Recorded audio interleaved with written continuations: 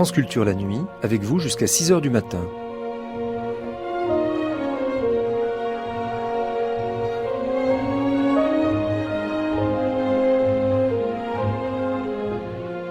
France Culture la nuit, un patrimoine radiophonique. Paul Léotot face à Robert Mallet au tout début des années 50 pour des entretiens radiophoniques, un régal. Paul Léotot, fermé à la reconnaissance? Oui.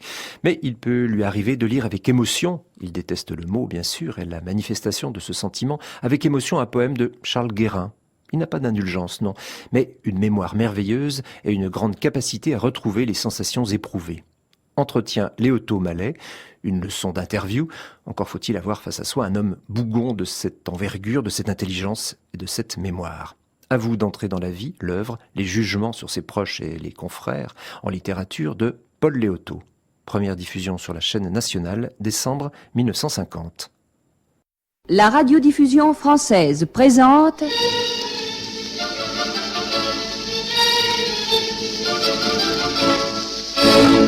Entretien avec Paul Léotot. Propos recueillis et présentés par Robert Mallet.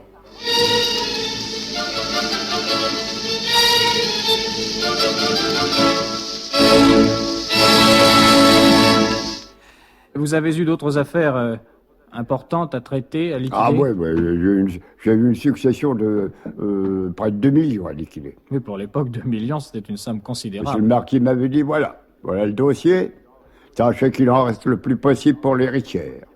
Il y avait 15 ans que les créanciers attendaient.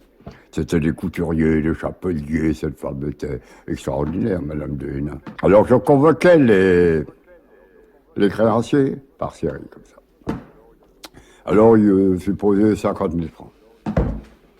Alors je disais aux créanciers, vous savez, la succession n'est pas brillante. Je vous offre 15 000 francs. Monsieur, c'est indigne, 15 000 francs. Ma marchandise que j'ai payée, voilà 15 ans que j'attends, monsieur.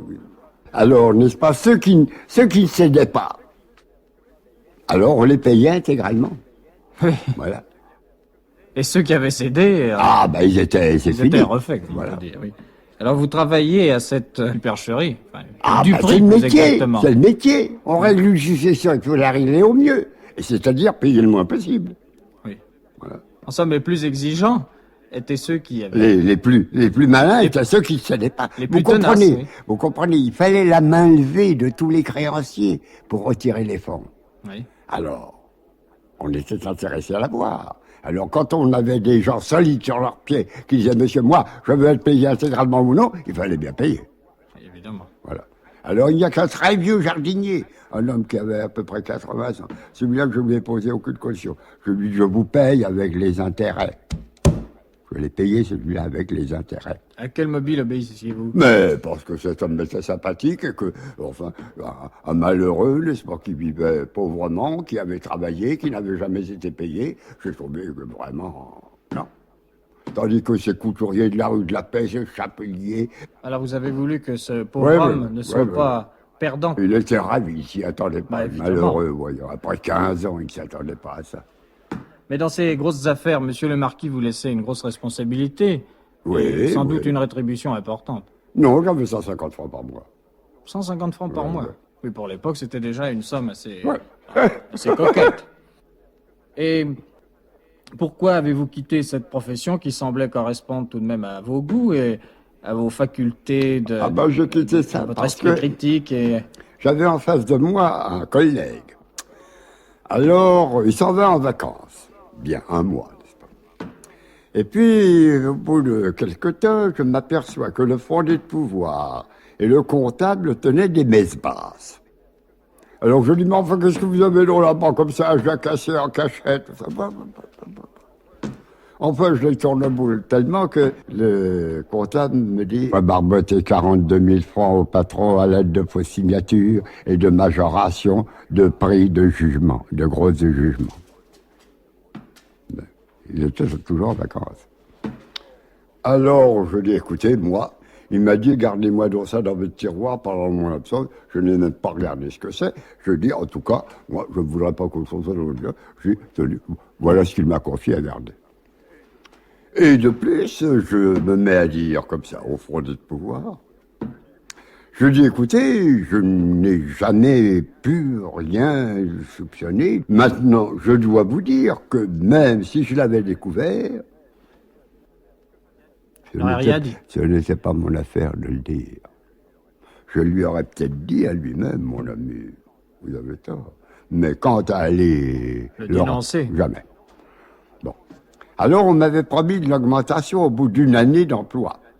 Quand l'année est expirée, j'ai été trouver mon fournier de pouvoir. Je lui ai dit, monsieur Mao, vous vous rappelez, l'année était expirée, on m'a promis l'augmentation, vous seriez bien aimable si vous vouliez dire un mot à monsieur le marquis.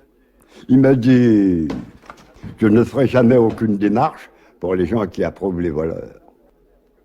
Je lui ai dit, mais monsieur Mao, je n'approuve pas les voleurs. Je dis simplement que je ne suis pas chargé de faire la police. Oui, il a trouvé que vous aviez un peu pactisé avec lui, même. Alors, il n'a par pas votre demandé silence. l'augmentation, j'ai donné ma démission. Alors, monsieur le marquis m'a dit, écoutez, voulez-vous continuer à vous occuper de l'affaire, venir le matin seulement, si vous voulez, je vous donnerai une gratification à la fin. Alors, je continue à venir tous les matins jusqu'à l'achèvement de la liquidation de la succession de Hénin.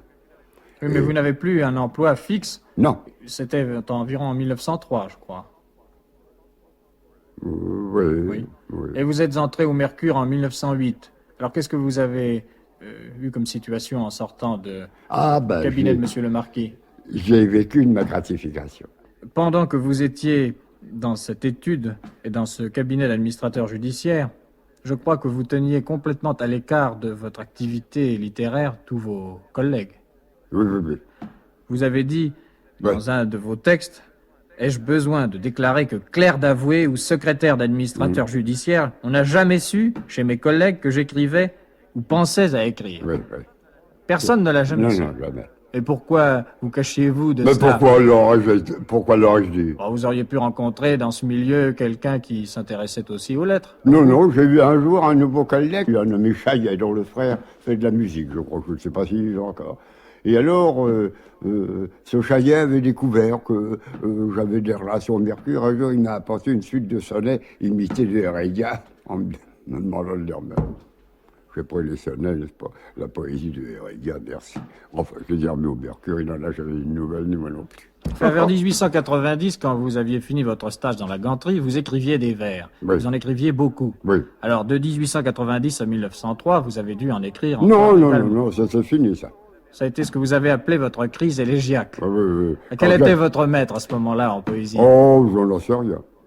Je n'en sais rien. Alors, ça devait être copé. Ça est très loin. Mais vous ne vous souvenez pas du genre de vers que vous écriviez à ce Non, je moment-là? sais que j'écrivais rue Monsieur le Prince, là, quand je vivais au vers, j'écrivais au moins 400 vers par jour. Et qu'en avez-vous fait de tous ces vers? Tout ça a été détruit, brûlé. Et quelles étaient vos sources d'inspiration? J'en sais rien. Oh, tout de même. Une sorte de... Vous n'écriviez pas pour ne rien dire. Je devais être très élégiaque. Oui, mais les élégies s'adressent en général à quelqu'un. Bon, À ce moment-là, vous étiez peut-être, j'ai employé le mot que vous avez vous-même utilisé, vous étiez plus dégourdi peut-être. Alors, vous aviez déjà... Une très jolie maîtresse à cette époque-là, Ah oui.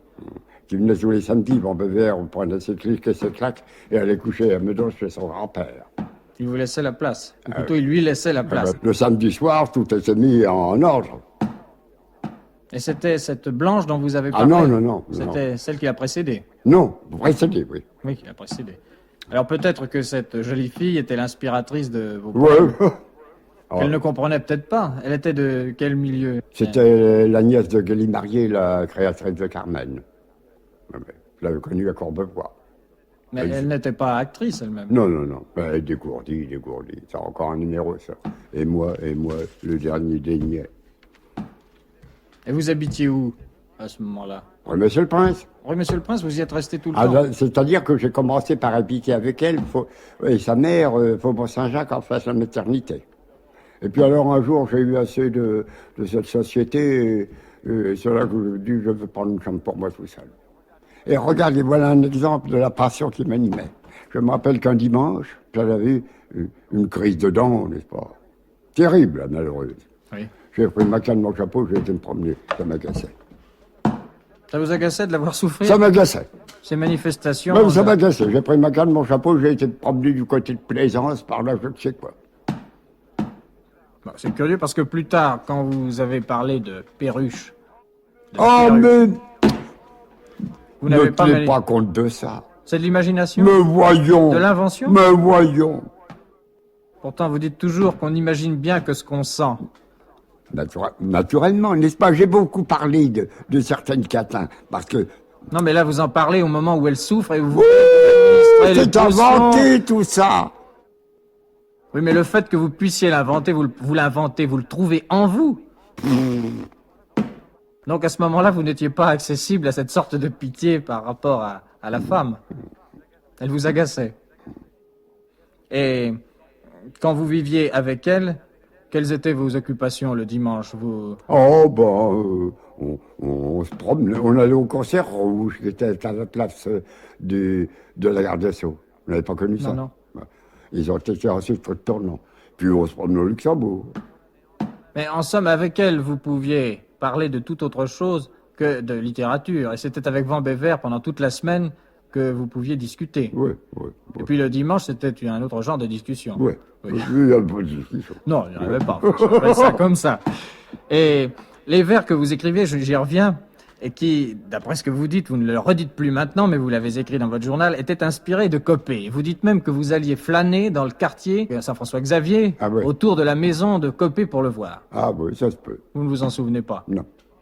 Et à quel moment avez-vous eu le désir, le premier désir d'être imprimé, puisque quand on écrit, le désir qu'on a, c'est d'être enfin publié? Eh bien, c'est le jour où j'ai porté des vers à Valette. Oui, c'était donc en 1895. Oui.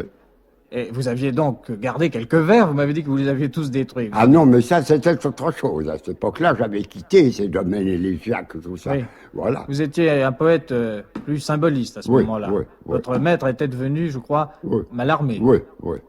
C'est comme ça que je fais la connaissance de Valérie, je l'ai dit, n'est-ce pas? Oui, mais plus tard. Mais avant d'être introduit au Mercure de France, vous aviez connu Lugnépo. Ah oui. Puisque c'est lui qui vous avait donné une lettre d'introduction. Oui, mais ça, comment l'aviez-vous connu, Lugnépo? Parce que Van Bever était secrétaire chez lui. Que faisait à ce moment-là Lugnépo? Quel était Il jouait Ibsen. Il jouait Ibsen, oui. Ouais. Et Van Bever était son secrétaire. Oui. Alors Van Bever avait montré vos vers à Lugnépo. Non, rien du tout, rien. Il vous avez donné un mot d'introduction. Non, j'ai dit un jour à Lugnépo, écoutez, je voudrais aller au Mercure, donnez-moi 2 lignes d'introduction. Comme je voyais Valette à toutes les représentations, n'est-ce pas? Alors il vous a donné cette lettre? Oui, et que Valette m'a dit, mais il n'y a besoin d'aucune introduction pour venir dans cette maison. Oui, la seule introduction, c'était vos vers, valables ou non. Oui. Alors vous avez laissé vos vers à Valette, qui les a lus et qui, je crois, les a acceptés. Oui. Ça a dû être pour vous une grande joie.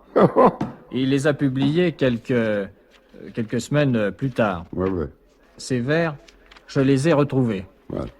Ces vers s'intitulent « Vieillesse ». Vieillesse? Oui. Ça m'étonne. Ah non, je me trompe car vous-même, vous m'avez fait me tromper. Votre première collaboration à une revue n'est pas au Mercure de France, mais dans un journal qui s'appelle Le Courrier français. Ah. Et elle date de 1893. Vous y avez publié là un poème qui s'appelle « Vieillesse ». Ah. Et ce poème est encadré d'un côté par un poème de Raoul Ponchon et de l'autre par une caricature de Villette. Et je vais vous en lire les 4 premiers vers si ça vous amuse. Non, vous ne voulez pas. Vous ne voulez même pas que pour l'auditeur. Ah non. Non, vous vous y refusez. Oh, absolument. Pourquoi? Enfin, alors je dirais simplement que vous avez peut-être raison, car je crois qu'ils ne sont pas très bons. Ils ont une préciosité de style et très peu d'originalité. Ils sont dans le genre élégiaque que vous avez banni complètement. Ensuite, au Mercure de France, alors vous avez publié, ce n'était peut-être plus le style élégiaque, mais ça s'appelait pourtant Élégie. Oui. Vous ne voulez pas que j'en dise quelques vers? Alors mettons que je les dise non pas pour vous, mais pour l'auditeur, je crois, à titre d'échantillon. Ça n'a aucun intérêt. Si, je trouve que ça a un grand intérêt, parce qu'après ce que vous avez écrit, de voir ce que vous avez pu à ce moment-là rédiger. Les auditeurs de la radio ne vont pas faire la séparation entre ce que j'ai pu écrire à 40 ans et ce que j'écrivais quand j'avais... Mais s'ils la feront, puisque déjà vous faites la discrimination en ce moment. Alors, vous êtes donc d'accord? Bon, écoutez, n'est-ce pas, je suis d'accord comme une victime. Oui. Eh bien, je ne vais pas abuser de ma victime, je ne lirai qu'un fragment de son élégie. Bon. Voici comment commence cette élégie. Tu m'as dit ta pitié de roses effeuillées, la malade douceur des voix qui sont voilées, et le parfum séché des âmes en oubli. Mon rêve entre tes seins fanés les accueillit, tes mains ont un ennui dont la grâce m'effleure, songeuse, et tu m'es chère à cause que tu pleures, et que se désoler, c'est savoir aimer mieux. Maintenant, voici les 3 vers de la fin, il y en a encore beaucoup au milieu. Vous pourriez peut-être en rester là. Non, j'aime mieux lire ceux de la fin, car il y a une tendance à imiter Mallarmé qui m'intéresse, là. Ouais. Né de vieux souvenirs, à ton front, diadème, le songe fleurissait du précieux poème, où j'ai paré des mois ta tendresse foulée, et ton cœur de pleureuse, hélas, inconsolé. Comme vous le voyez, c'est une élégie dans le style très floral de l'époque. Ouais. Hélas, oui. Mais c'est une élégie qui a eu un certain succès, puisque quelques mois plus tard, elle a paru dans le Gil Blas. Ouais. En face d'un dessin très 1900 où l'on voyait un couple au clair de lune dans des tons roses et mauves. Et plus heureux effet. Et dans cette élégie dont j'ai lu quelques vers, je me permets de relever quelques réminiscences ou tout au moins quelques imitations involontaires. Par exemple, la malade douceur des voix qui sont voilées se ressemble à du Verlaine, si l'on veut, avec cette allitération, les voix qui sont voilées. Ouais. Quant au front, diadème, c'est du Mallarmé. Ouais. Et ton cœur de pleureuse, hélas inconsolé, ça pourrait être du Samin. Bon. Vous le reconnaissez également? Oui. Oui. Vous le constatez et le déplorez? Non, oui. Oui, enfin. Évidemment, ces vers reflètent l'époque, dans ce que cette époque a d'un peu mièvre, d'affecté. Ce sont des vers symbolistes qui prouvent combien vous avez subi l'influence du milieu. Quelques mois plus tard, nous sommes en septembre 96, vous publiez de nouveau dans le Mercure de France un sonnet. Le mot en lui-même signifie que vous adonnez à une poésie extrêmement classique. De ce sonnet, je ne vous lirai rien pour ne pas vous ennuyer outre mesure. Et nous en sommes à cette époque 1890-92. Vous aviez alors 20 à 22 ans. Où vous écriviez, avez-vous dit, 100 à 150 vers par jour. Sur une table que Van Bever appelait, je crois... L'établi Harim. L'établi Harim, oui. Oui, c'était quand nous vivions rue Monsieur le C'est ça. Je crois que c'était bien avant ça, c'était avant le service militaire. Vous déplacez les choses. Oui. Enfin, je déplace peut-être les choses, mais les faits sont là. Vous avez écrit pendant une certaine période 100 à 150 vers par jour. Oui. Alors, je voudrais vous demander... Puisqu'en somme, les vers que vous avez publiés au Mercure sont l'aboutissement de tout cet épanchement lyrique, je voudrais vous demander quelle était la cause de toute cette production poétique. Est-ce que c'était simplement un jeu de l'esprit, une ambition poétique? Non, je t'ai porté à ça. Et je me rappelle que j'ignorais absolument à cette époque-là c'était que l'hiatus et la césure. Et c'est un ami à Van Bever qui est venu un jour nous voir, Monsieur le Prince, à qui j'ai montré quelque chose, et qui m'a révélé ce que c'était que l'hiatus et la césure. Dans les poèmes, en tout cas, que vous avez publiés, vous ne pratiquez pas l'hiatus, ou plutôt vous respectez les règles. Oui. Alors vous écriviez des vers, en somme, instinctifs, qui auraient peut-être été beaucoup plus intéressants de publier que les autres. Non, voyons. Hein. Enfin, à côté de l'influence de Mallarmé, dont vous avez dit « Mallarmé fut mon maître », quels étaient les autres poètes que vous fréquentiez, vous fréquentiez en les lisant? J'avais lu beaucoup Baudelaire. Vous aviez lu beaucoup Baudelaire, oui. Beaucoup. Baudelaire a été pour moi quelque chose pendant très longtemps, n'est-ce pas? Mais je crois que les romantiques ne s'attiraient que votre réprobation. J'ai jamais fréquenté. C'est le seul romantique que j'ai fréquenté. Oui, si on peut appeler Baudelaire, enfin, un romantique, c'est tout de même. C'est un romantique. Oui, c'est le début tout de même de la poésie moderne. J'aimerais savoir si Mallarmé, après vous avoir stimulé, si ce n'est pas lui qui vous a au contraire découragé par l'espèce de perfection qu'il atteignait. Non. Vous le dites, je ne sais pas, vous reniez peut-être ce que vous avez dit, mais j'ai trouvé un texte de vous dans lequel vous écrivez « Celui-là fut mon maître. Quand je connus ces vers, ce fut pour moi une révélation, un prodigieux éblouissement. Mais en même temps qu'il me montra le vers amené à sa plus forte expression et perfection, il me découragea de la poésie. » Oui, j'ai écrit ça. Mais vous avez écrit ça dans votre journal en septembre 1898 et vous l'avez publié dans le Mercure de France de janvier 40. Oh, c'est inouï. Mallarmé, qui était donc votre maître, vous ne l'avez pas connu, je crois. Non. Vous ne l'avez jamais rencontré? Si, une fois au palais de justice avec Whistler, à propos d'un procès qu'avait Whistler. Et lui avez-vous parlé? Oh, oui. Non. Mais je croyais que vous l'aviez rencontré une autre fois à une messe de Boudelan de Verlaine. Ah non, je l'ai rencontré aux obsèques de Verlaine. Et je crois que Valérie, enfin plutôt que c'est par l'intermédiaire de Mallarmé, de façon indirecte, que vous avez connu Valérie. J'aimerais que vous racontiez comment, au sortir d'un mardi de Rachilde, je crois. J'ai connu Valérie au Mercure. Oui. Non, mais je crois que vous aviez parlé avec lui de Mallarmé. Oui, en sortant un jour à un bureau de tabac, n'est-ce pas? Et alors, il s'est mis à parler de Baudelaire. Et à cette époque-là, faut croire que j'étais encore féru de Mallarmé. Je lui dis, oui, Baudelaire, mais il y a Mallarmé. Voilà. Alors, ce qui l'a conquis tout de suite. Oui, puisque lui était un grand admirateur Ouais. et un ami. Est-ce qu'il n'a pas voulu vous emmener au mardi de Mallarmé? Il devait m'y emmener. Oui, et Mallarmé est mort avant. Mallarmé est mort. Oui. Il devait aussi m'emmener chez Bismarck. J'ai échappé à ces deux individus.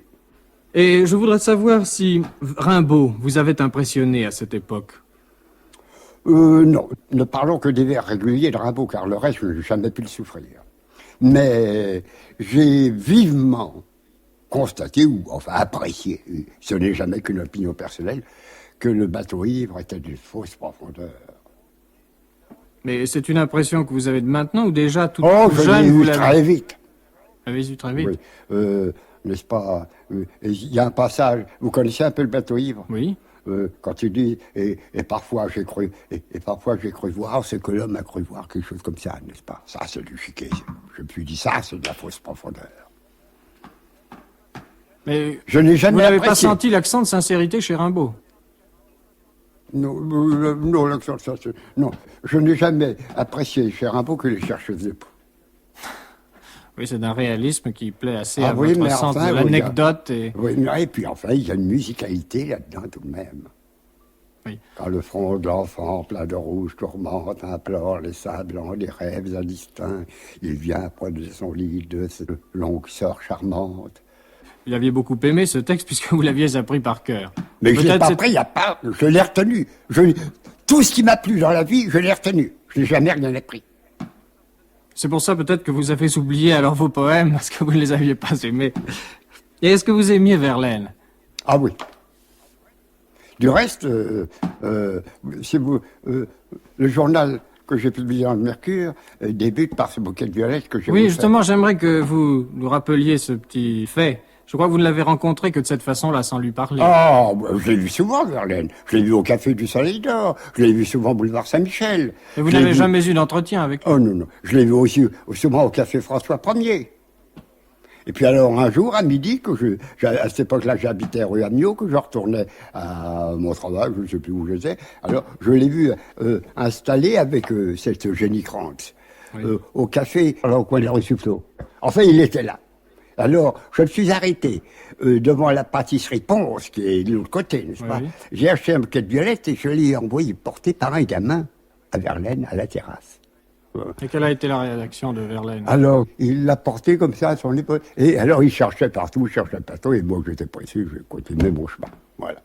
Vous avez voulu lui rendre un Oh. petit hommage. Oh, Et est-ce que vous avez assisté à ses obsèques en 96? à Verlaine? Oui. Oui, oui. Et en compagnie de qui étiez-vous à ces obsèques? Il y avait Copé, il y avait Barrès, enfin, c'est là que Mallarmé a commencé son discours. La tombe aime tout de suite le silence. Et ça a duré 1 heure. Oui. Et puis alors de là, on est allé dans une sorte de restaurant de l'avenue de Clichy qui avait une réputation. Qu'est-ce que vous êtes allé y faire? Vous êtes allé y déjeuner? On est allé déjeuner, oui, avec Mallarmé, avec Valette, enfin tous les gens du Mercure. Moréas n'assistait pas aux obsèques de Verlaine. Ah, je ne me rappelle pas. Mais je crois que Moréas, lui, vous le voyez assez souvent. Ah, je l'ai vu beaucoup. Et vous entreteniez même des rapports amicaux Oh, avec lui. bon, je me suis promené avec lui, c'était un individu charmant. Je me rappelle que un jour au Mercure, j'énumérais tous les principaux poètes de langue française et à chaque instant il disait « Oh, il vaut rien, il vaut rien, il vaut rien ». Je finis par lui dire à la fin « Parble, maintenant que vous avez pris à chacun ce qu'il avait de bon, il ne valent plus rien ». Et il m'a dit « Il est terrible ce Lireto ». Je vais vous raconter une anecdote qui est toute à l'estime de Moréas. Quand il a quitté la Grèce, un nommé... Oh, ce fabricant de canons grec. Zaharov? Oui, Basile Ah, Zaharov. Basile Zaharov, oui. Lui a fait une pension de 150 francs par mois.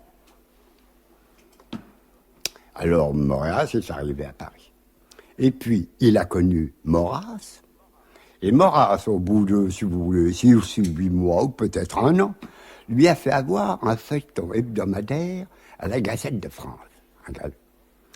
Et Moréas a écrit sur le champ à Basile Sarraute, cher monsieur, j'ai le plaisir de vous annoncer que je viens de trouver une petite collaboration qui me rapporte exactement 150 francs par mois. Et en vous remerciant chaleureusement, je vous prie de ne plus continuer. De verser cette petite pension. Basile Sarraute On n'est pas revenu. n'en est pas revenu. Oui, c'est un exemple de désintéressement N'est-ce pas? assez rare. Ah oui.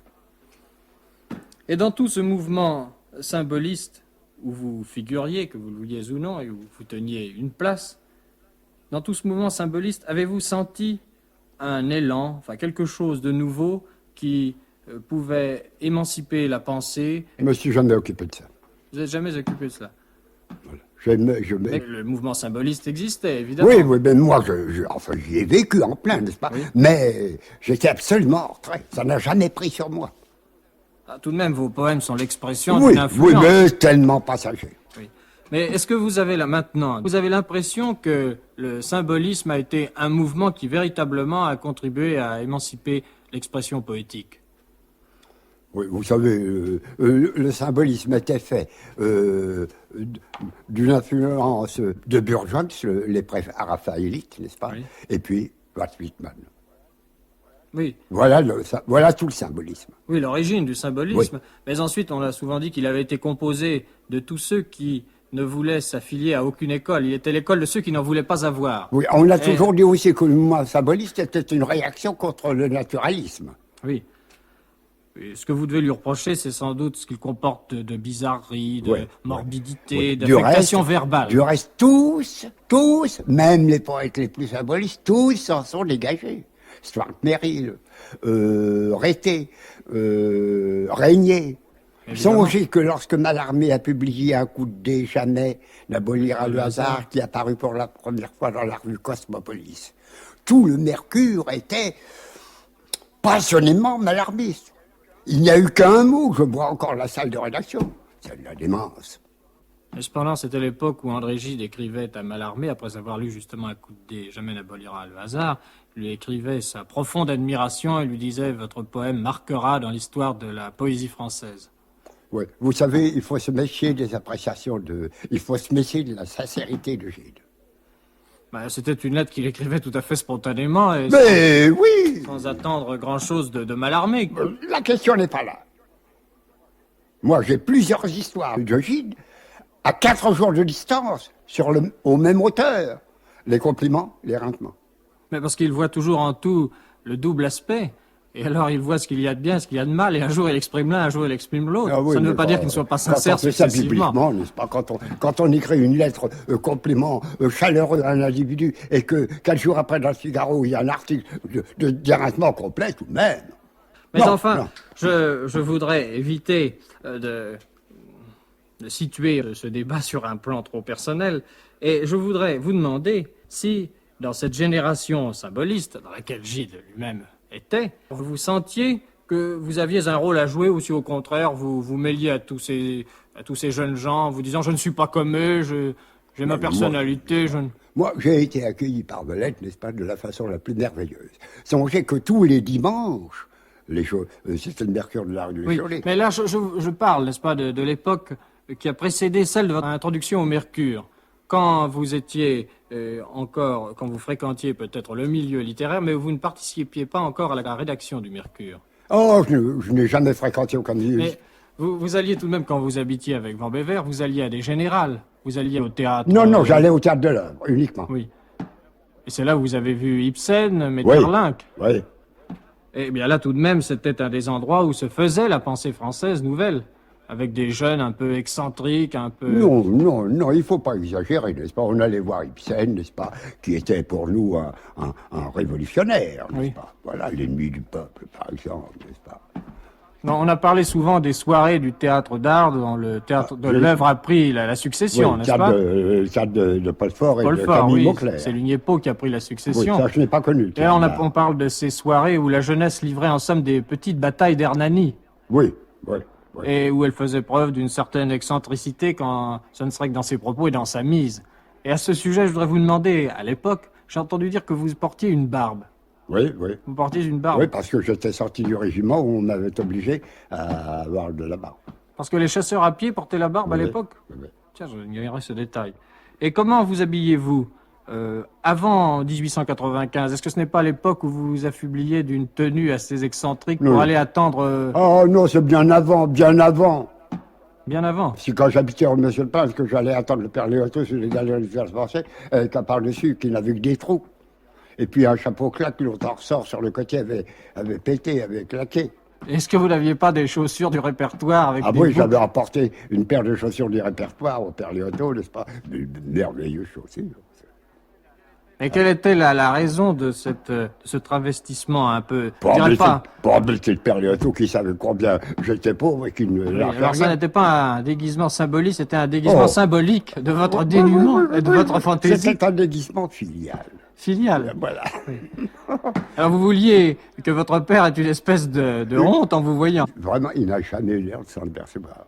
Et le concierge du Théâtre Français, Leclerc, que j'ai connu pendant des années, qui était toujours sur la porte à fumer son cigare, me dit mais en fait, pourquoi portez-vous des chapeaux de cette façon-là, n'est-ce pas? Je lui dis, il y avait un ressort qui était... Vous savez ce que c'est qu'un chapeau claque? Oui, bien sûr. Oui. Alors, sur un côté, le ressort avait... Un claquet, alors il était penché. Alors je lui dis, je l'ai fait faire exprès. Mais vous n'éprouviez aucune gêne à vous promener Pour rien du tout. dans cette tenue? Et j'avais même un parapluie réclame que j'ouvrais spécialement. Vous deviez faire sensation dans les rues. Mais je crois que vous avez toujours eu le goût de ne pas vous habiller Oh. selon la mode de l'époque, enfin, Oh, pour ne non. pas subir l'uniforme. Je n'ai jamais été assez riche pour ça, non. Non, mais enfin, vous avez toujours eu votre particularité vestimentaire. Enfin, vous n'avez jamais aimé vous habiller comme tout le monde. Non, j'ai toujours été habillé très pauvrement, n'est-ce pas? Fanny m'envoyait quelquefois des vêtements de Calais, et c'était tout ce qu'il y avait de plus ordinaire. Oui, vous n'affectiez absolument aucun genre. Oh, non, Le genre non, poète, non. là, Je serais plus...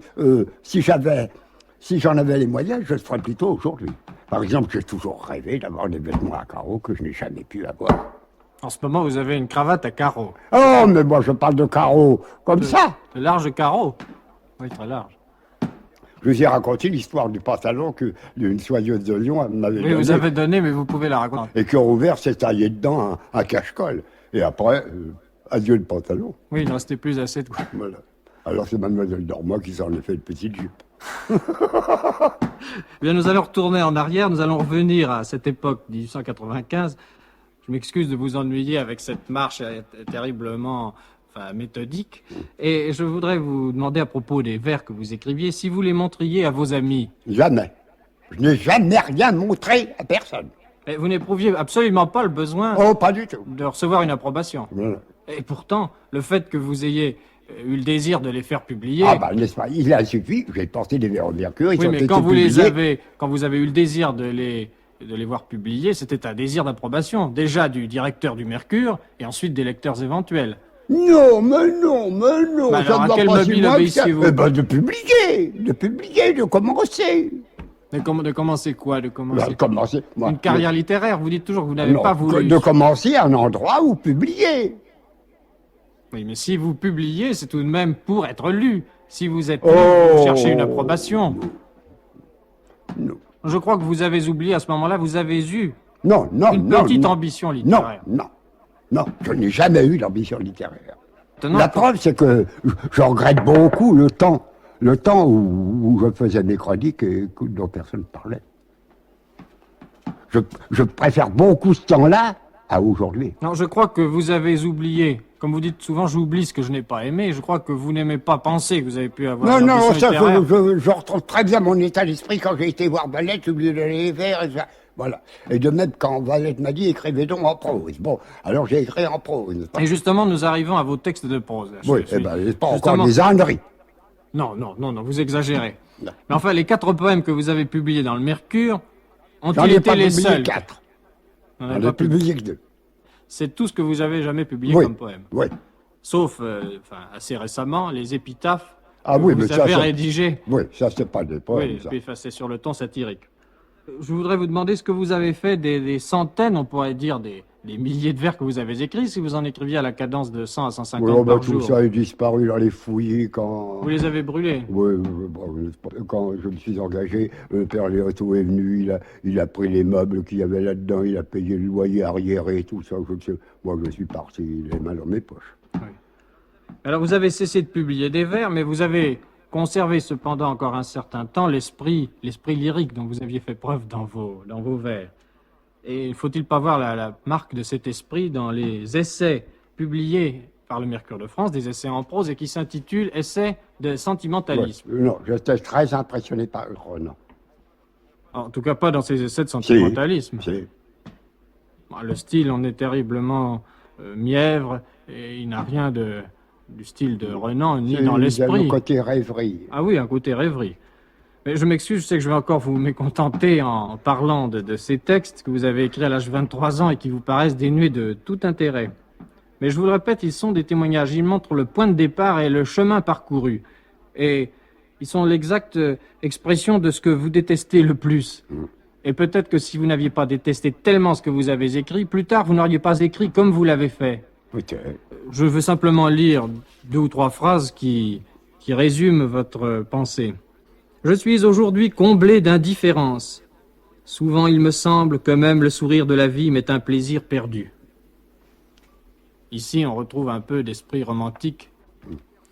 Et vous terminez un des plus longs fragments de cet essai de sentimentalisme par cette phrase. Et fuyant cette pestilence de marais que dégage toute société, contemplant, consolé de tant de contingences, la monotone agitation des hommes, simplement, on s'abandonne au silence de sourire. Et Tout ça, c'est profondément inette. cet essai qui date de 1897 se rapproche, c'est assez curieux, non seulement par les dates, mais par l'esprit, de Palude d'André Gide, qui a été écrit en 1895. Et il y a même cette allusion à la pestilence de Marais qui est très proche de certaines phrases de Palude. Ah, j'ai jamais lu ça. Et à ce moment-là, vous ne connaissiez pas André Gide et vous n'aviez pas lu Palude. Ouais, je n'ai Donc, jamais- pure coïncidence qui prouve l'influence d'une époque sur 2 esprits pourtant extrêmement différents, sinon opposés. Je sais qu'à cette époque-là, est-ce que les nourritures terrestres étaient parues?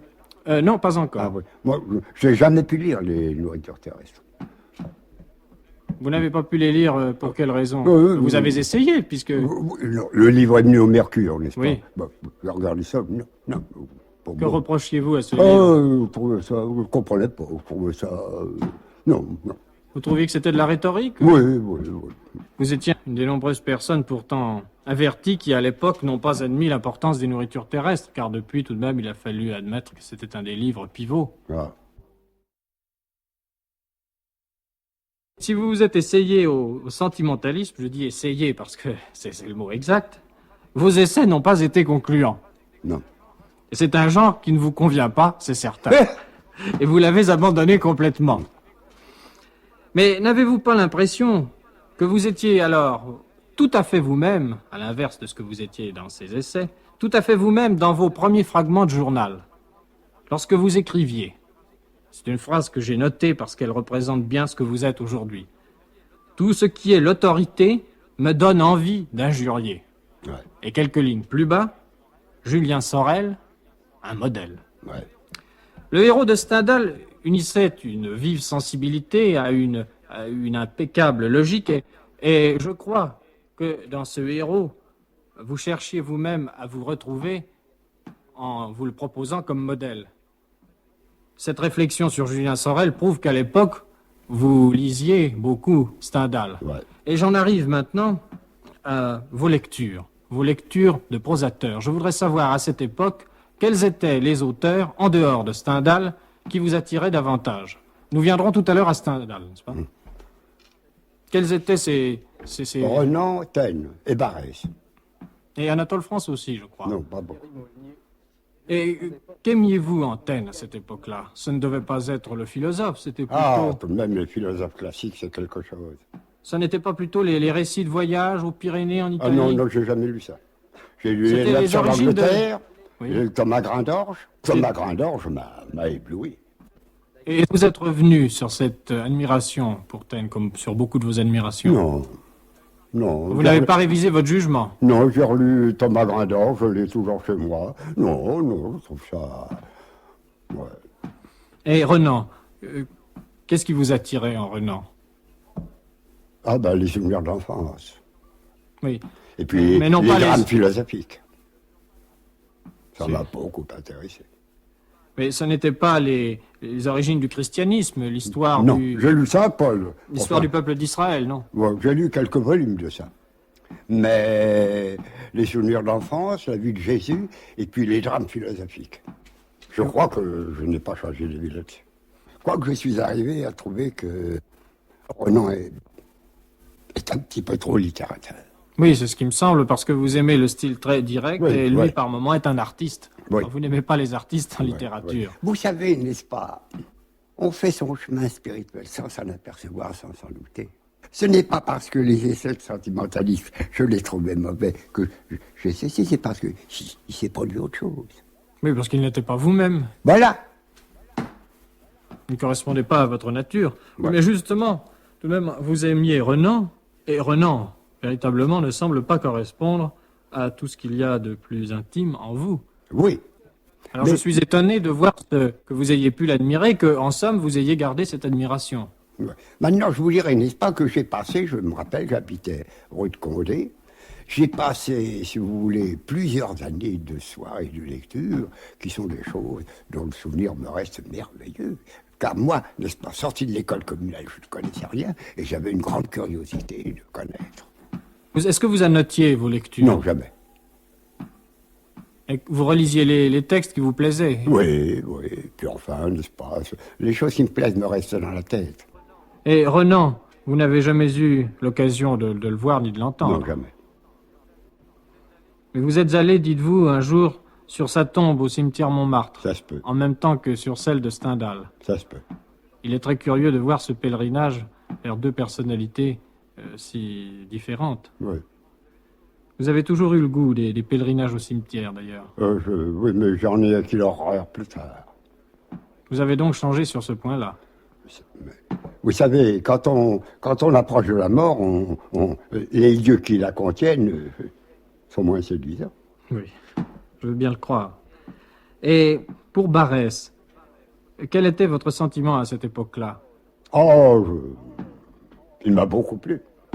Le jardin de Bérénice. Du sang, de la volupté, de la mort? Oui, je me suis arrêté pour Barrès à l'appel aux soldats. Oui. Ah, Quand il est devenu l'espèce de nationalisme. nationaliste, oui. Euh, Et de tribun. Je crois que vous n'avez pas aimé l'homme politique en Ah lui. non, pas du tout. Mais je trouve encore le jardin de Bérénice aujourd'hui.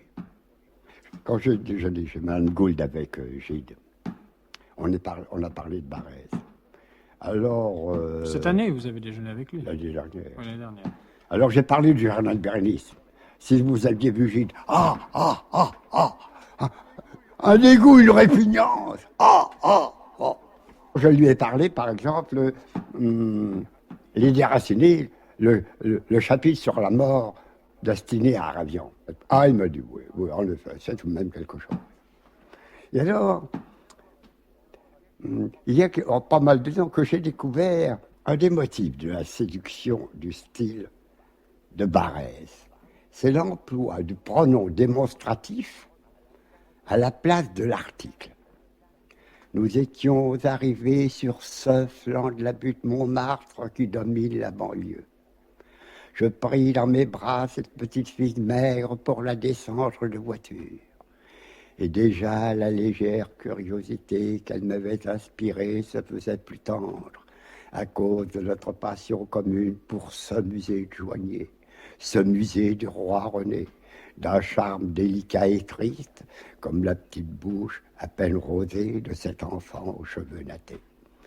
J'avoue que je trouve encore ça.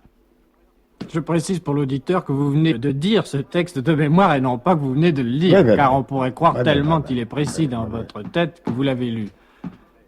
Mais... Cela prouve que vous l'aimiez énormément. Oui. Et vous pensez réellement que l'emploi du pronom démonstratif ajoute quelque chose d'une séduction? Je trouve qu'un autre écrivain aurait dit « Nous étions arrivés sur le flanc de la butte Montmartre qui domine la banlieue. » Bon. Tandis que lui, « Nous étions arrivés sur ce flanc de la butte. Oui. Enfin, il y a un petit quelque Il y a chose. une petite précision qui est toute proche de la préciosité, mais qui ne fait que l'effleurer. Oui, qui ne fait que l'effleurer, vraiment. Oui. Et c'est ça qui vous, enfin ça, parmi beaucoup d'autres attraits du style et de l'art de Barrès qui vous attirait, ou bien était-ce son esprit? On ne peut pas dire que Barrès avait de l'esprit. Non, je ne parle pas de son esprit, je parle de sa spiritualité, plus exactement. Ah, oui, enfin, vous savez qu'il a été pour les gens de mon âge à cette époque-là quelque chose de prodigieux. Une espèce de chevalier des lettres. Oh, Oui, depuis ce temps-là, il a beaucoup baissé, enfin, dans Ouais. l'estime des jeunes générations, et je crois que c'est un mépris, ou tout au moins un oubli très injustifié et très injuste. c'est Maurice Martin Duguerre qui a publié récemment, dans je ne sais plus quelle revue, une visite à Barrès. Il était très lié avec lui. Et alors, il a tenu un journal. Il en a publié un fragment dernièrement. Et Barrès lui a dit « Oh, sans Valérie, il y a longtemps que Mallarmé sera oublié. » Il y a peut-être quelque chose de vrai. Oui, peut-être. Enfin, ça n'est pas sûr. Et pour Anatole France, il y a un phénomène un peu analogue à celui qui s'est produit pour Barrès. Il y a une désaffection actuelle. Et je voudrais savoir si, à l'époque, vous aviez une espèce d'engouement, vous aussi, pour Anatole France. Un jour, avec Van Bever, nous traversions, ça remonte loin, ça, nom des dieux, vous savez, ça remonte, c'est pas moi. Oh, je crois que nous habitions encore, monsieur le prince. Nous traversions la place du Théâtre Français, et à cette époque-là, il y avait un petit guichet à côté du Conseil d'État, où il y avait un marchand de tapis et de pastilles du sérail. Oui. Aujourd'hui, il n'existe plus. Et je me rappelle, je l'ai noté, je crois, je me rappelle que ce jour-là, j'ai dit à Van Bever que je ne pouvais souffrir ni les histoires naturelles de Jules Renard, ni les santons d'Anatole France. Par exemple, la rôtisserie de la Reine Pélo qui est faite avec, je me l'a dit un jour, tout France est dans le compère Mathieu de l'île Laurence. Voilà. Et le crime de Sylvestre Bonnard ne vous plaisait pas davantage? Non. Je crois que d'autres ouvrages d'Anatole France vous ont plu, comme... Ah, il y a un livre qui reste pour moi quelque chose, c'est Les Dieux en soi. Oui, mais ce livre a été écrit en 1912, donc à cette époque-là, enfin, vous n'aviez pu évidemment avoir l'occasion de le lire. Et est-ce que vous n'avez pas rencontré une fois Anatole France? Oui, je l'ai rencontré une fois rue de Seine en compagnie de Ludovic Lévy. Mais vous lui avez parlé? Oh non, non. Non, vous l'avez simplement croisé. Oui, oui. Et parmi tous ces auteurs à la mode, à cette époque-là, il y avait également les Goncourt. Oui. Et je crois que vous aimiez les lire. Manel Salomon, Ah oui. qui est un très beau livre tout de même. Il y a longtemps que je l'ai lu, mais Ce que vous deviez aimer en eux, c'était le côté un peu anecdotique. Justement, il décrivait tout le milieu littéraire, artistique. oui, et puis enfin, Manel Salomon est un livre, pour ainsi dire, un livre à thèse, n'est-ce pas? L'artiste sur lequel une juive met la main, n'est-ce pas? Et qui dit un zéro. Je croyais que vous n'aimiez pas les romans à thèse. Enfin, j'emploie le mot Oui, thèse. vous voulez dire un roman qui signifie quelque chose, Oui, qui exprime. oui, enfin. Et alors, Zola. On parle des romans à thèse. Est-ce que les romans de Zola vous touchaient? Jamais plus, non. Vous ne les avez pas lus ou simplement Oh, vous les j'en ai avez lu tâtés? quelques-uns. Oh, non, ça pouvait pas me lire. Son tempérament était Voilà. en opposition avec vous. Ouais. Il y avait une force chez Zola, n'est-ce pas? Oui. Et une force, même un prosélytisme, Oui, qui vous touchait. Pourtant, vous n'aimez pas du tout qu'on soit prosélyte. oui. Et nous allons en arriver maintenant à votre auteur de prédilection, à Stendhal. J'aimerais savoir comment vous avez été amené à Stendhal. Est-ce que c'est sous l'influence de quelqu'un qui vous a dit « il faut lire Stendhal » ou bien c'est de vous-même par une espèce Non, j'ai de... lu la Chartreuse de Parme, enfin.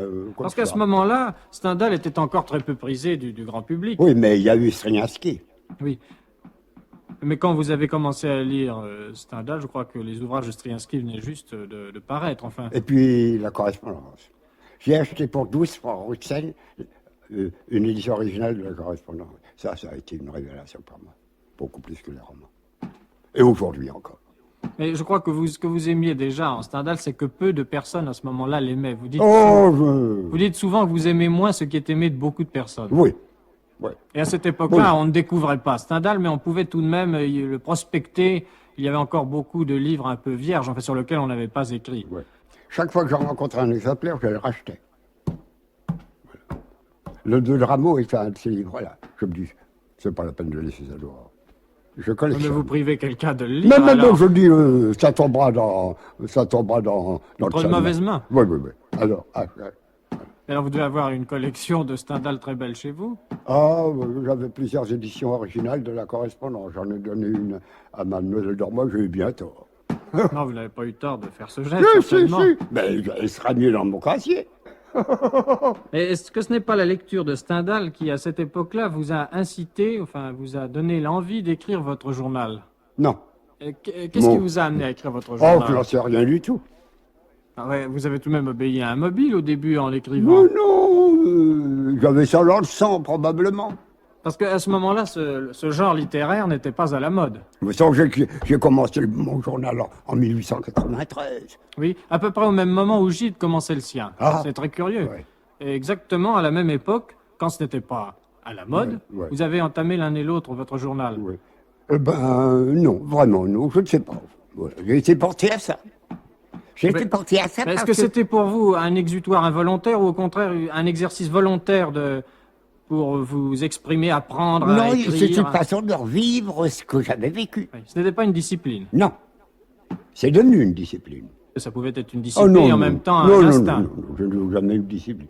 C'est plutôt une discipline aujourd'hui où quelquefois ça m'assomme et je me dis il faut pourtant continuer. C'était peut-être aussi un aide-mémoire personnel.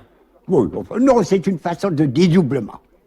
Et est-ce que vous aviez pensé à ce moment-là qu'on pourrait le publier, votre journal? Oh, jamais. Vous l'écriviez uniquement alors Oui, oui. pour vous? Oui, oui. Et vous ne le lisiez même pas à Oh, vos amis? à personne. Pas plus que vos vers. Ouais, ouais. Et vous y mettiez le plus intime de vous-même ou bien est-ce que c'était uniquement un journal littéraire comme vous l'avez Oh intitulé non, ensuite? mais non, il y a des choses tout à fait personnelles. Oui, d'ailleurs, j'ai toujours été assez étonné. Vous appelez votre journal où l'on voit des Ouais, oui. passages extrêmement intimes, Journal touchant à littéraire. des personnes que Journal vous aimiez. littéraire, ça ne rime à rien. Et pourquoi l'avez-vous appelé Hey journal littéraire? Songez qu'il y a là-dedans des 3-4 pages sur des séances d'un certain genre. C'est un euphémisme d'appeler ça littéraire. Et qui ne sont pas gazés. Ce qui est curieux, c'est que vous avez horreur de la littérature et que votre journal, vous l'avez appelé littéraire. Mais oui, voilà. C'est une espèce de contradiction. Chaque fois que j'en donne un morceau à publier quelque part, je me dis journal littéraire. Par exemple, je vous ai dit que j'ai écrit un article nécrologique sur le fléau, n'est-ce pas? Oui. Qui n'est pas dans un sac. Bon, eh ben, ça apparaîtra dans un paquet de frameworks qui s'appelle journal littéraire. Vous Les gens pourriez diront, changer à l'heure actuelle, vous pourriez l'appeler journal tout court. Ah, maintenant, non, c'est entré comme ça, n'est-ce pas? Les gens diront que c'est singulière littérature. Oui, il va dire. Et est-ce qu'en vous, après la crise élégiaque, que j'ai essayé de mettre en évidence, après ces essais que vous avez commis, comme on commet des bêtises, est-ce que ne se précisait pas déjà votre conception de l'œuvre littéraire? Non, non, C'est-à-dire non. de l'œuvre jaillit sans contrainte. Non, non, non, non. Vous me prêtez toujours, n'est-ce pas? Vous me prêtez toujours des choses du domaine moral que je n'ai jamais su. Ah, mais là, c'est pas du domaine moral, Enfin, c'est si. du domaine littéraire. Oui, mais enfin, moral, n'est-ce pas? Non, mais non, j'ai dit... Les choses sont venues tout naturellement. Mais oui! Ah, tout de même, dans votre journal, vous précisez à certains moments, je ne sais plus les termes exacts, mais je sens comment il faut écrire maintenant, c'est-à-dire d'un seul trait, dans le plaisir Oui. d'écrire. Oui, qu'il oui. faut Mais être ça, naturel. Oui. Bah, naturellement, c'est des réflexions. Mais c'est une conception. Oui. C'est-à-dire que vous n'avez pas une conception, enfin, ça n'a pas été préconçu. Oui. Mais vous avez noté ce que vous sentiez, et finalement, c'est une conception quand Oui, même. oui. N'est-ce pas? Je n'ai jamais rien lu dans ma vie sans regarder beaucoup plus comment c'était écrit que ce que ça racontait. Enfin, ça m'étonne de vous tout de même, parce Mais que... si, c'est ça. Un homme de lettres lit beaucoup plus sur la façon dont c'est fait que l'histoire. C'est la déformation. Vous n'avez jamais observé ça pour votre compte? Non, si. Que quand vous Je lisez... l'ai quelquefois regretté d'ailleurs, parce que justement, on arrive à ne plus assez penser à ce qui est exprimé, mais Eh plutôt à la oui. façon dont c'est exprimé. Moi, c'est en lisant des écrivains de carton que j'ai appris à écrire. Des gens qui pullaient l'adjectif, des gens qui bavardaient, des gens... Alors c'est par réaction, en somme, que vous avez écrit Oui, simplement. oui. Vous avez commencé par les imiter, et puis ensuite vous avez voulu... Ah, j'ai jamais imité les mauvais écrivains. Non, mais J'ai enfin, les écrit essais de moi-même sentimentalisme mal. sont... Oui, Non. oui. veux dire, vous les avez imités, enfin, quand vous n'avez pas su vous défaire dès le début de Mais tenez, certaines je transverbales. vous ai dit que j'ai chez moi, quand j'ai reçu le journal de Gide, le dernier volume, Oui. là, j'ai écrit sur le champ une lettre à Gide, au crayon, qui a au moins 3 pages, n'est-ce pas? Et je n'ai pas encore eu le courage de la mettre à l'angle. Mais je lui donne des leçons de style. Je lui dis, vous commencez des phrases par mais. Mais c'est une faute. Vous commencez à la ligne par long, l'apostrophe N. Mais c'est une faute. Oui, évidemment, l'hiatus n'est pas à éviter, Voilà. là. Et ça me rappelle toujours ce que j'ai lu un jour de Paulan. L'on l'a lu. L'on l'a lu. Oui, j'ai bien compris. Hein? Et alors, dans ce... Je m'excuse parce que dans votre diatribe, là, sur André Gide, ou plutôt contre André Gide, car vous avez vraiment l'air aujourd'hui de lui en vouloir, j'ai perdu le fil de notre conversation. Et je voulais vous demander si vous aviez, à cette époque-là, déjà le goût des mémorialistes. Mais non, je n'ai jamais pensé à ça. Ah si, enfin, vous les lisiez, ouais. Chamfort, Rivarol, déjà, à ce moment-là, vous... Oh, Rivarol, je ne peux pas le souffrir. J'ai jamais pu souffrir Rivarol, qui est un homme qui fabriquait le matin, chez lui, les bons mots qu'il devait dire dans la journée. Il n'avait pas la spontanéité et l'abandon de Chamfort. Mais à cette époque-là, vous lisiez Chamfort? Ah oui. Dangeau, Bachaumont? Ah oui, Bachaumont. Dangeau, je ne l'ai jamais lu. Mais j'ai lu Bachaumont, j'ai lu Chevrier, j'ai lu... encore... Enfin, toute cette époque-là. Saint-Simon, évidemment. Oui. Enfin, je voulais vous poser ces questions pour vous faire préciser justement l'idéal de littérature, ou plutôt d'absence de littérature vers lequel vous tendiez, qui était l'expression de la vérité toute nue, dans un plaisir de l'esprit et presque un plaisir physique. Ouais. Et ça, tout de même, ça se précisait en vous. Vous n'appelez pas ça une conception de la littérature, mais c'est tout de même une façon de la concevoir. Ouais. Donc c'est déjà dès cette époque-là que vous avez eu cette façon d'envisager l'art d'écrire. Ouais. C'est-à-dire en y mettant le moins d'art possible. N'est-ce pas? Je n'ai commencé à écrire, comme j'estime qu'on doit écrire, à Immémorial. Oui, alors un peu plus tard. Voilà. 1905. Immémorial m'a été écrit comme ça, en courant, et je le regrette. Parce que c'est pour ça qu'il n'est pas encore en volume. En courant, comme ça. D'un trait de plume. Voilà. Et je me rappelle, quand je l'ai porté au Mercure, n'est-ce pas? Puisque j'étais déjà du Mercure. Et je reviens quelques jours après. Qui est-ce qui était là dans le bureau? Ah, c'était Paul Maurice, un ami de jeunesse de Valette. Alors, il me dit, n'entrez pas, Valette est en train de lire Immémorial sur le manuscrit. Alors, quand il est fini, je suis entré tout de même. Il m'a fait des compliments. Il m'a dit, vous savez, tout ça, ça ne mourra pas. Voilà. Et bien, c'est là que j'ai commencé à écrire comme ça. Ça m'a rapporté 100 francs. Vous avez toujours voulu avoir un métier indépendant. Oui. Et j'aimerais que vous expliquiez en quoi vous estimez qu'il est nécessaire pour un homme qui écrit d'avoir un métier qui lui permet d'être libre. Bon, alors n'est-ce pas? Moi, j'ai toujours eu un métier parce que je ne savais pas où j'allais, n'est-ce pas? Hein? Bon. Et puis alors, je le conseille maintenant parce que c'est la seule façon d'être libre. Supposez par exemple que plus tard, quand par exemple j'ai été obligé de donner ma démission à la Nouvelle Revue Française à propos de Jules Romain et l'effarouchement de Jacques Rivière, oui. Si je n'avais pas eu un métier. Oui, vous vous seriez trouvé dans une situation difficile. Voilà. Mais c'est aussi pour avoir votre indépendance, non seulement matérielle, mais morale. Oui. Votre indépendance totale. Pouvoir écrire ce que vous avez envie d'écrire au moment où vous voulez l'écrire. Oui. Et quoi qu'au Mercure, ça n'a jamais joué parce que je vous dis, Valette était un homme exceptionnel. Oui, qui laissait la plus grande liberté à ses collaborateurs. Oui. Je vous ai dit, Immémorial, à sa publication, a provoqué 45 désabonnements, et Valette a dit, cela se désabonne, d'autres s'abonneront. Il avait raison. Ouais. Voilà donc en 1895, possesseur d'un métier, vous étiez clerc d'avoué, et en même temps, vous écrivez ce que vous avez envie d'écrire comme vous voulez l'écrire. Et vous êtes introduit au Mercure de France par l'intermédiaire de Lugné-Pau, qui vous a présenté dans une lettre à Alfred Valette, et Alfred Valette a accueilli vos vers. Ouais. Vous voilà donc au Mercure de France. Et j'aimerais que vous nous disiez ce que représentait à cette époque le Mercure de France. Pour moi, enfin, écoutez, je ne me rappelle pas s'il y avait dit d'autres revues à cette Oui, époque-là. il y avait d'autres revues. Il y avait la Revue Blanche, Il y avait La l'Ermitage, Plume, La ouais. Plume. Oui, Il y avait le Centaure. Oh, le Centaure était une revue de luxe. Oui, mais Une revue c'était privée. une revue dans laquelle écrivait Pierre-Louis, André Gide. Oui, oui, mais ça, c'était une revue d'amis, en rédaction Assez limitée. fermée, oui. Oui. Le Mercure de France, à cette époque, était certainement une espèce de phare de Oui, la pensée. oui. N'est-ce pas? À l'œuvre, je voyais les gens du Mercure. Au théâtre de l'œuvre. Oui, au théâtre de l'œuvre, C'est ça, en représentation de l'œuvre. J'ai vu là Arachide, Valette, Saint-Paul-Rouge, Stuart Berry, Lloyd Régnier. Enfin, alors, voilà, il y avait un milieu, je me suis dit, je vais là. Oui, c'était le milieu où se faisait la pensée, et c'est là que, automatiquement, vous vous êtes dirigé. Oui, oui, la pensée, il ne faut pas employer les mots comme ça, n'est-ce pas? Non, où se faisait l'opinion, si vous préférez. Mais non, Bah, il y avait tout de même une il y avait opinion. un milieu d'écrivains, voilà. Oui, mais c'est ce milieu d'écrivains qui créait une opinion. Oui, Et cette opinion vous intéressait, c'est pourquoi vous alliez vers elle. oui, puis il y avait Gourmand. Il y avait Gourmand, Rachilde, oui. Et il y avait Régnier, qui Oui. aussi était une personnalité du Mercure à ce moment-là. Oui, oui, oui. J'aimerais savoir quelle était la position du Mercure pendant l'affaire Dreyfus.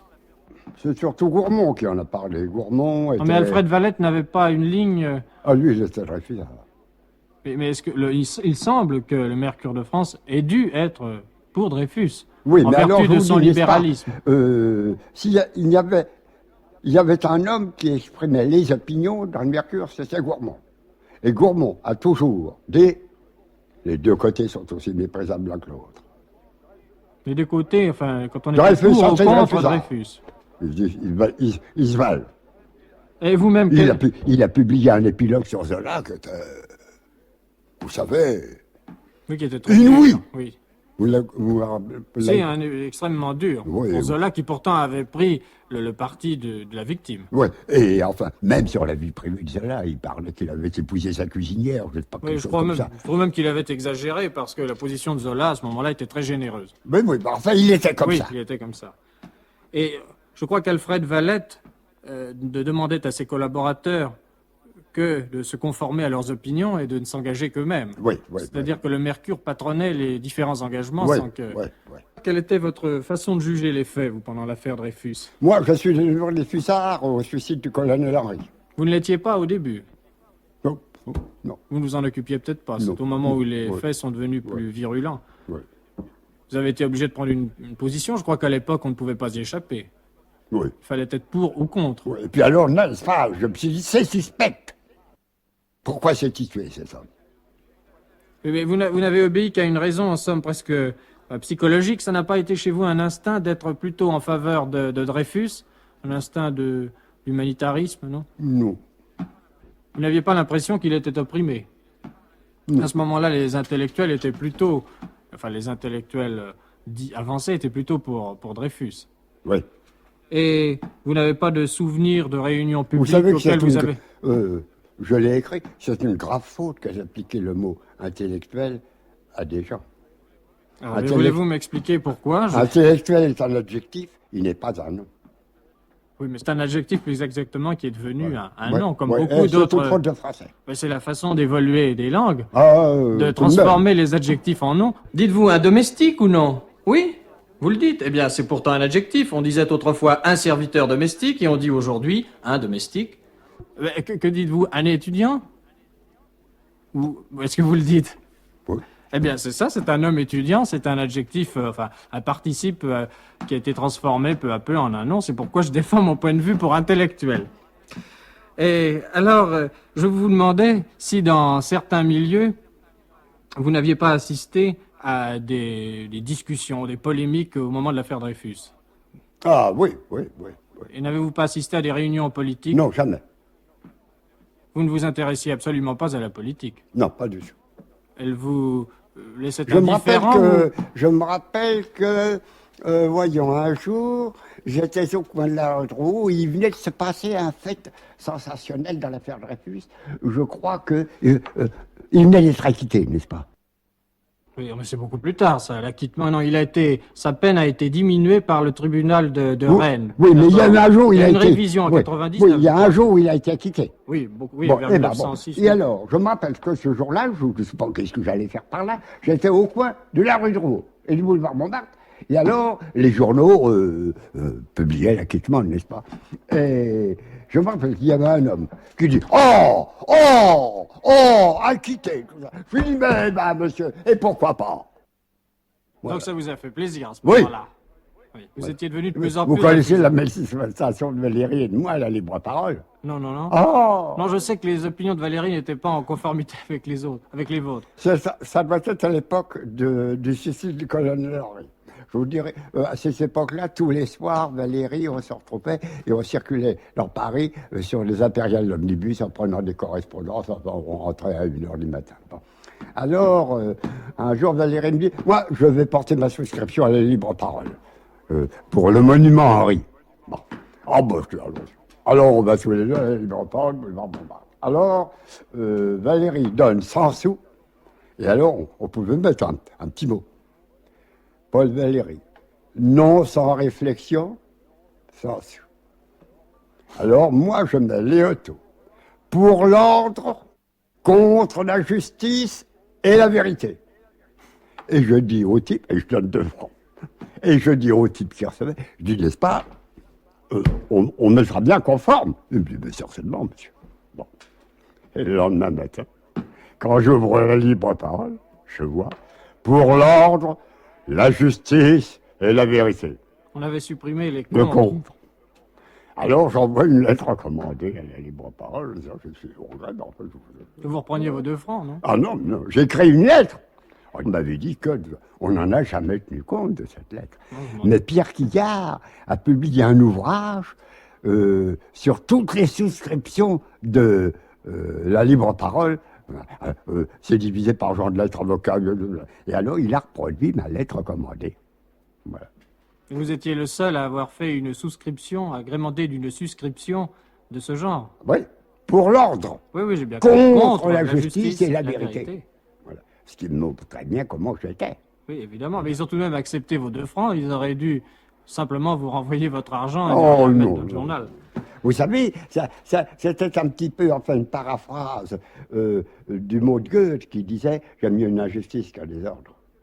Lorsque l'affaire Dreyfus battait son plein, et que par force, vous étiez mêlé au conflit de l'opinion, je crois que vos préoccupations intellectuelles, vous voyez, j'emploie maintenant le mot intellectuel comme adjectif, c'est-à-dire comme vous aimez qu'on l'emploie, je crois que vos préoccupations intellectuelles, après vos occupations professionnelles, vous accaparaient beaucoup plus que les avatars de la justice militaire et humaine. Oui.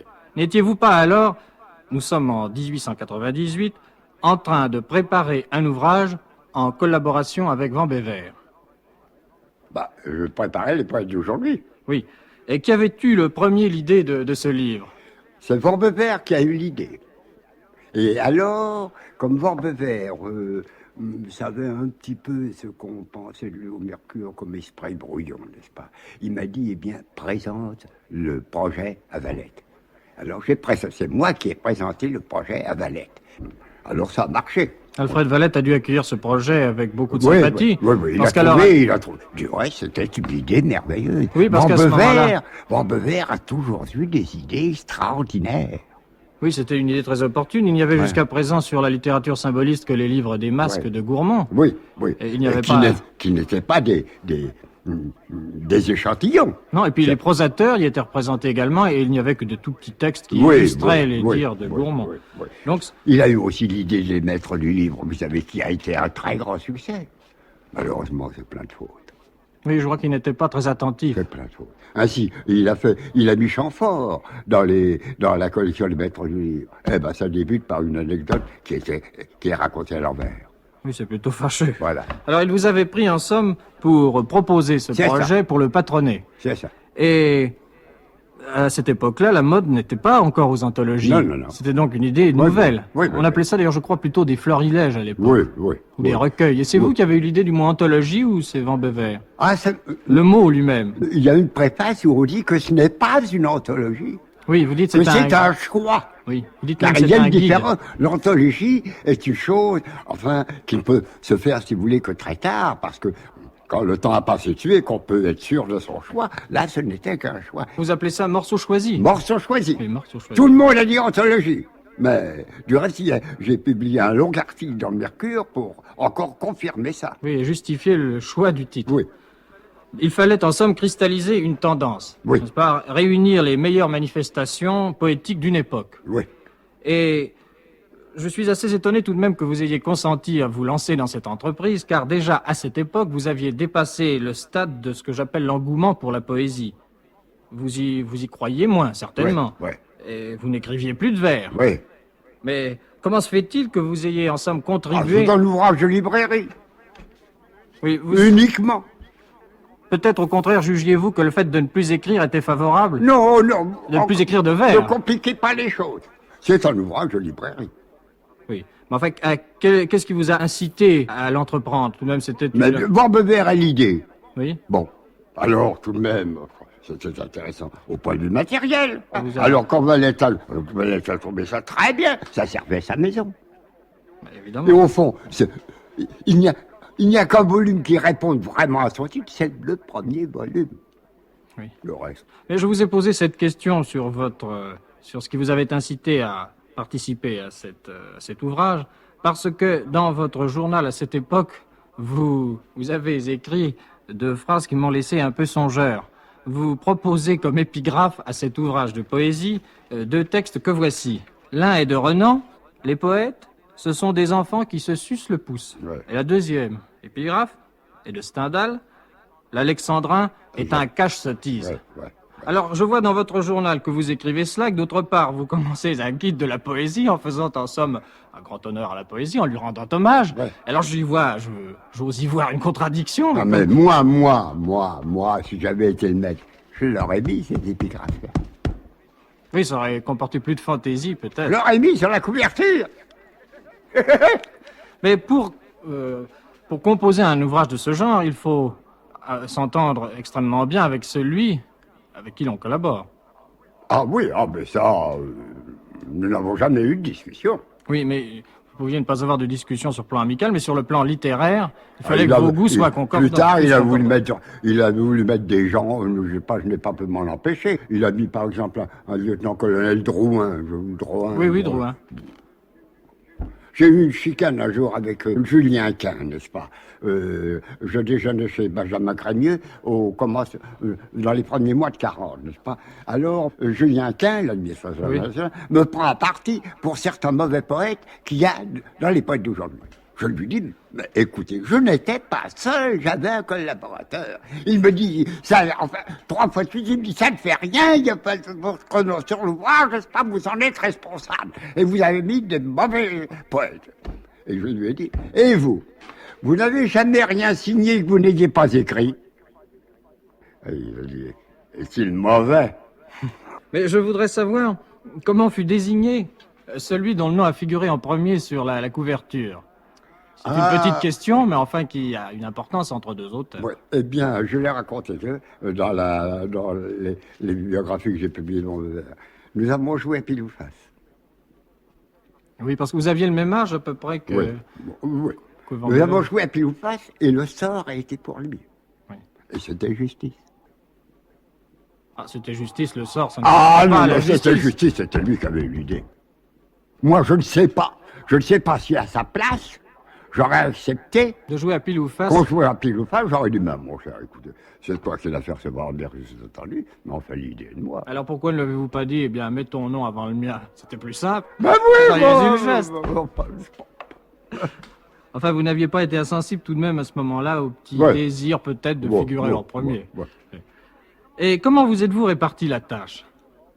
Oh ben, il a pris quelques poètes pour lui et moi quelques poètes pour moi. Et pour chaque poète, vous vous chargiez de tout, parce Ouais. qu'il y avait la notice, Ouais. la bibliographie Ouais, et l'iconographie. Oui. Et il y avait les vivants, il y avait ceux qui étaient les absents de Paris, et il y avait les morts. Alors vous procédiez de 3 façons, évidemment, pour ceux qui habitaient Paris. Est-ce que vous aviez des entretiens personnels Non, avec non, eux? jamais rien. Il passait. Oui, il avait fait partie du Parnasse au Mais début, oui. seulement ensuite Ouais. il avait tout de même été un des chefs Ouais. de l'école symboliste. Il est même très curieux qu'un homme comme Verlaine, qui a été traité de poète décadent, n'est-ce pas? C'est très curieux comme la langue est parfaite chez Verlaine. Oui, mais le mot décadent était employé dans un sens qui ne correspondait pas Mais au sens... vraiment, vous savez, c'est même surprenant. Moi, je suis émerveillé de la pureté de la langue de Verlaine. Malgré tout ce qu'il peut savoir de fantaisie, de choses même impalpables. C'est une poésie dramatique. Oui. Et alors vous estimez que Verlaine a fait une poésie qui était la vraie poésie. Ah, ouais. La poésie à l'état pur. Ah, ouais. C'était Entretien avec Paul Léotot. Propos recueillis et présentés par Robert Mallet.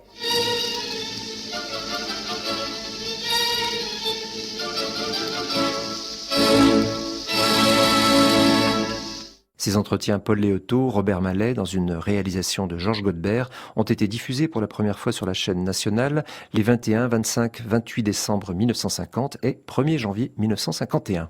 Notez que les entretiens Léotot-Mallet sont publiés au Mercure de France. Demain, à la même heure, dans les Nuits de France Culture, la suite.